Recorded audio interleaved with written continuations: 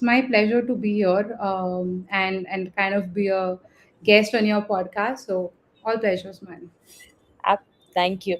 So, all those who are looking out or coming here for the first time, hi, this is Nikita Vora, digital marketer, consultant, and trainer. I am the founder of SHELeads India, a platform where we help women entrepreneurs to learn digital marketing and AI to create a self sustaining, profitable business. And today was a very exciting day because we actually launched a digital marketing course for women entrepreneur in the morning at Symbiosis, and now we are here to learn more about sales, GTM, and AI from you. So, really, thank you, Radhika, for being here. And before I get into anything, I would want to know about your journey, and then we will talk more on your subject. So, please tell us, uh, how are you here and why are you here? As in this juncture of your life. Absolutely. So talking about myself, 14 years of experience in total into sales completely, sales operations, GTM, and recently with AI coming all over. It is AI in sales and marketing. When I actually raised and born and brought up in Pune. So you are from Pune, right? And it is wonderful to be in Pune. And then kind of grew up, did my schooling in commerce. But then sales was not by choice; it was by destiny. I got into it, and then one after the other, companies learned a lot in this extensive 14 years. Made a couple of mistakes, but gained a lot of knowledge out of those mistakes. Grew up the ladder. Now I am head of new business for the company that I'm working for. It is Open Provider and its sister company Process, wherein I head the new business for Open Provider and Process.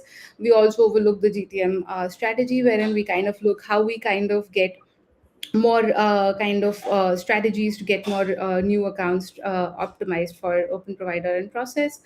At the same time, I've also founded very recently RGV Growth Advisors. The motive of that particular company is to provide, consultancy and advisory services for entrepreneurs, small founders in these major areas that I'm an expert in, which is GTM, leadership, sales, of course, sales strategy, sales ops, and AI in sales and marketing. Superb. That's beautiful journey. So we talk about GTM, right? Yeah. Every time, every startup, every founder is talking about GTM. Any idea and your next step is what will be my GTM strategy. So could you, in a layman's language, like I am a 5-year-old kid, tell me what do you mean by GTM? Why is it important? Mhm. And how does it become relevant for women who have been doing business for maybe 2 to 3 years? So, I think I'll be able to kind of put forward in a way because I myself have a daughter of 4 years, so I'll be able to kind of explain how to explain to a toddler. Yeah. What is GTM? The full form of GTM is go to market, right?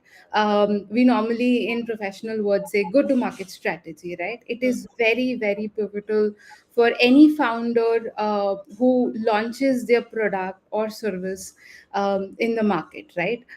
Nowadays, we have AI to leverage GTM, and we have very good tools in AI to kind of leverage GTM strategy. So, to put it in small and layman language, it is a path or a foundation. Step one, step two. It involves all the steps of how you will go in the market and launch your product, right? So step one could be as simple as if your product is the right fit for the market. Oh. For you personally, you might feel that, hey, my product or services that I'm going to offer is excellent, right? You might feel that it is a need of the hour, there is a need analysis done on your end, but you have to actually go and use it, and use a capability deck. We have a framework of how we do the product analysis if it is a right market fit, right? So we do that first to analyze whether that product is ready to be launched in the market. Hmm. Second is for you to understand who is the target audience that you're going to sell with, right? In professional words, we call it ICP, which is your ideal customer profile.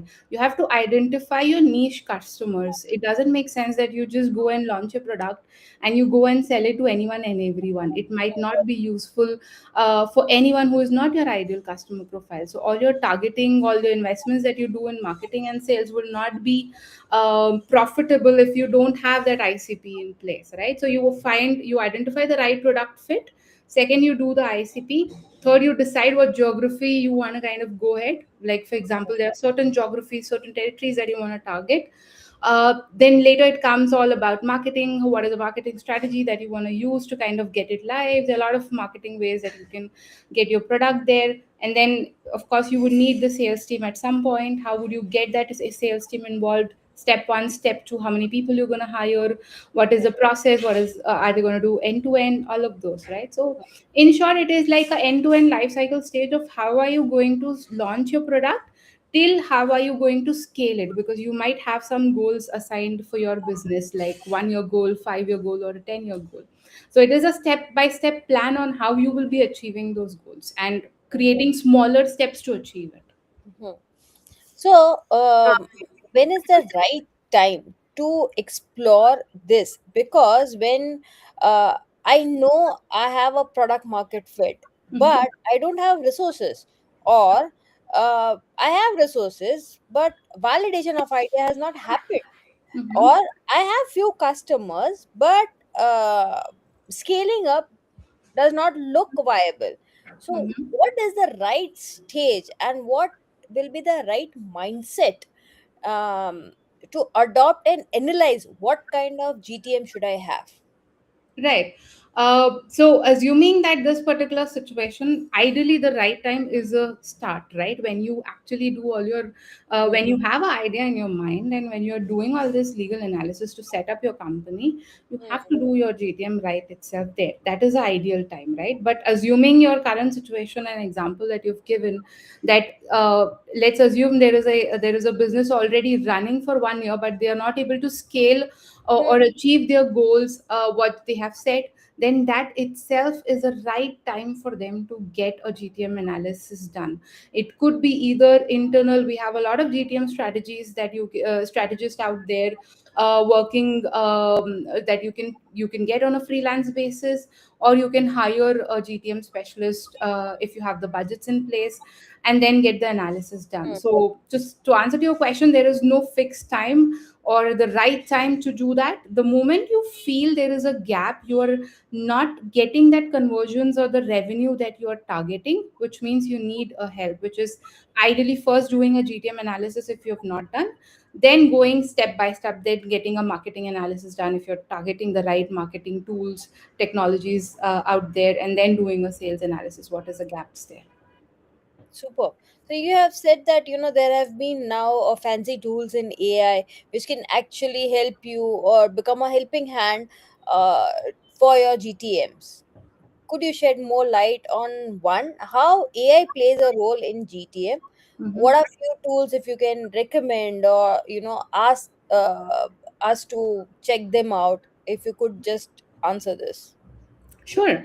So we have a lot of AI tools out there, and we will be planning a session next week to kind of leverage and tap on the tools. I'll be coming in detail with the presentation around that. But how AI can help, right? Now, as you know, everyone is using AI. So in the back end, AI is storing all the data, and they are planned and they are trained on the data that they have already been built when they were start, plus the data that we put in, it gets trained with the relevant data, right? Keeping that in mind, we have good. Chat GPT is just the entry level. We have a wonderful tool called as Perplexity. It is very much advanced, but not the free version, right? It would give you standard analysis of your GTM, but you need to give the right command. If you just type in layman words, give me a GTM strategy for my product, it will not do justice with the knowledge it will give you. Mm. So when you want to use AI, you have to at least have a fair understanding on what type of commands I have to give in order to get that right answer from that particular AI tool, because they are mostly kind of trained in the background. If they get the relevant prompts with the right keywords in place, they will give you the exact information. So Perplexity is one tool that I can tell right now. The free version will give you basic information, but if you want more advanced, rather than investing directly on a strategist, you can leverage having a paid tool of Perplexity. Give the right prompt, it will give you analysis for your data. Of course, you have to feed them with the data, right? What you've done, what data you have, what type of customers are you targeting, all of those data you have to give it to Perplexity. Give the right command and it will give you the answers. Superb. This is amazing. So Yeah. now, tell me sales. Yes. How does anybody look at the sales? I run a community, she leads, right? Yeah. I know almost 60% of my women entrepreneur Mm-hmm. are or does feel uncomfortable with sales. Oh They want to outsource the sales. no. I I am a believer of a thing that sales is a heart of any business. 100%. And Not you anymore. cannot shy away with sales. You have to get comfortable in sales. Oh. Without that, entrepreneurship doesn't happen. So, how to Yes. fall in love with sales? I think falling in love with sales is first to accept and embrace it. The very simple answer, right? The more you feel that it is complex, it's all about in your mindset, right? If you think that particular department of your company is chaotic, it is very difficult to understand. If you want to outsource, if you outsource anything, it gets difficult. It's out of your control, right? But as a founder, and if you see businesses that succeed, founders always try their hands on sales, right? Zomato is a classic example. We've seen the Pendor and the news that goes around. He is on the fields, right? He goes and delivers the parcel himself to see what is the experience. So if you are not comfortable with sales, how are you going to speak to your customers? How would you know what are their pain points? How would you know if your product is a right fit, right? We call it in professional languages need analysis, right? You have to do need analysis to understand what is your challenge and what are you offering, if it is a match or not. It doesn't make sense just to pitch your product to a person assuming that he or she or that particular company is the right person for you. But if you don't understand the need analysis, that couldn't be the right one. They might buy immediately, but they would not be a long standing customers. So getting your hands dirty in sales, the moment you start speaking with your customers, you will 100% love sales. So I think step one, what I would suggest for all the founders in your wonderful team is first, be comfortable, accept and embrace. That is one. Think it is very easy. You're just going to chit chat with a friend who is open minded.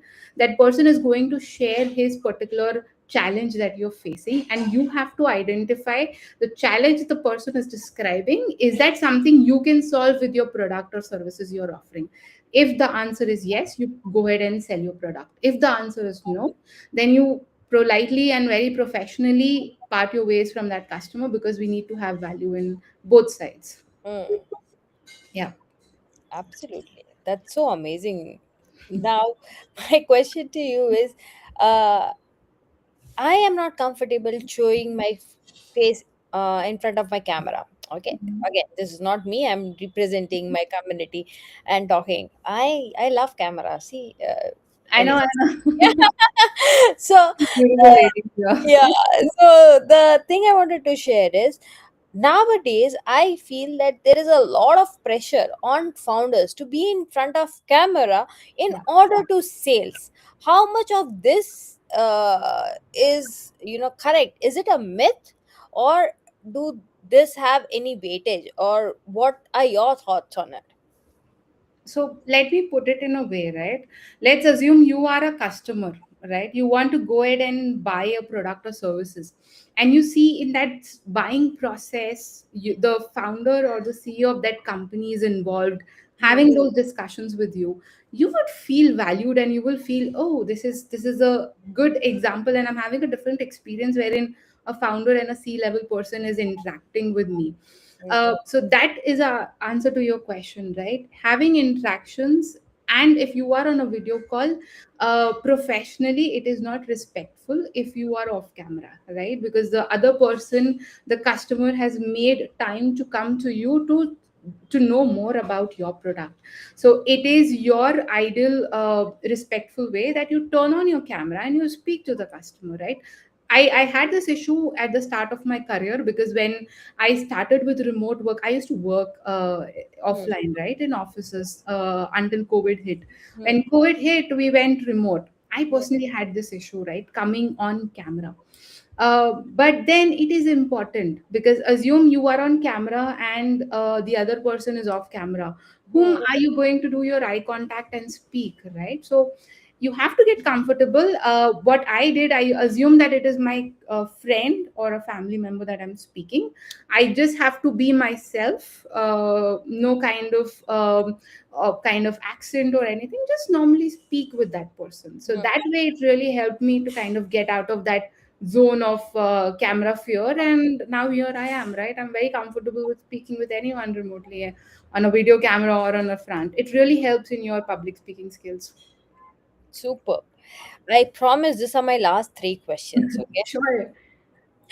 One is, could you give me tips as to how can I become a excellent sales when it comes to B2B business? All right. Okay. Yeah. Go ahead.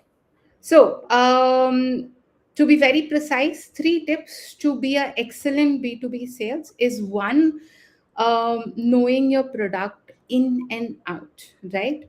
I have seen in my career of 14 years, many salespeople fail and kind of not able to kind of reach success only and only because they don't know the product. That's the Mm, hard fact, right? mm, And the only thing that it takes them to know the product is doing their self research.